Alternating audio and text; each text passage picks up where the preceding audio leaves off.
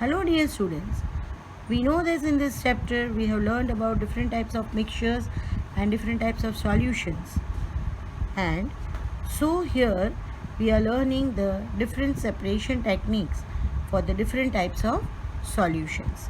Here is one more technique, that is how can we separate two immiscible liquids. Now first of all we will understand what is immiscible.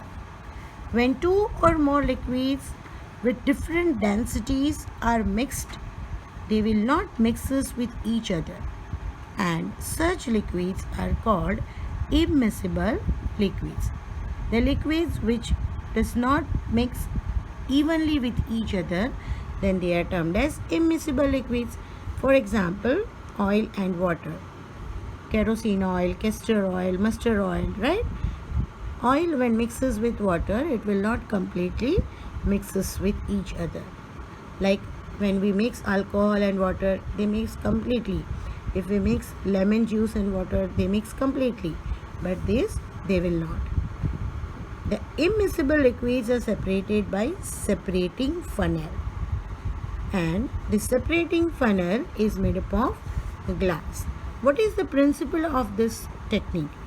The heavier density liquid comes at the lower part and the lighter density liquid remains at the upper part of the separating funnel. This is the principle on which the separation techniques takes place. As I told, separating funnel is made up of the glass and it is having the stop cock, which we are going to see in this diagram. Now you can see this diagram. This is a stand. On this stand, this is the beaker. It is also made up of glass, and this is the separating funnel made up of glass. This is the stop cock, and this is the rubber cock. From upper side it is closed, and the mixture of oil and water is poured in it. This is castor oil and this is water. So I have shown two different colors that we can see separately, and this is the separating boundary. Now when these two liquids are mixed, so we want to separate them, so we will fill up them in this type of separating funnel, and you have to shake this well. Shake, that means turn it upside down properly. While you turn it upside down, make sure that this cork and this cork both should be closed. Otherwise, the liquid will fall out from here as well as from here.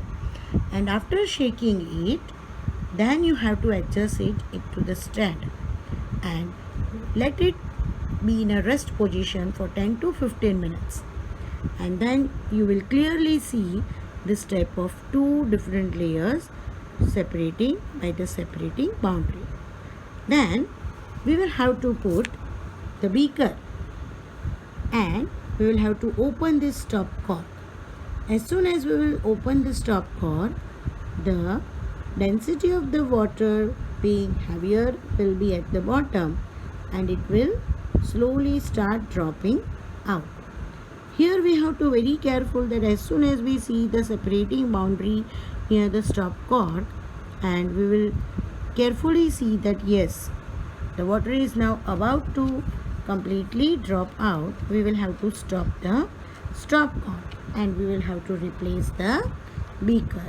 After replacing the beaker, we will have to again open the stop cork, and the remaining liquid, that is our oil, it should also be dropped out, and thus two different liquids with different densities can be separated. So this method is used to separate oil and water, as well as it is also used to separate iron from its ore, that when iron ore is made aqueous, iron being heavier will settle at the bottom and its aqueous ore will be above the heavier iron and can be separated. Thank you.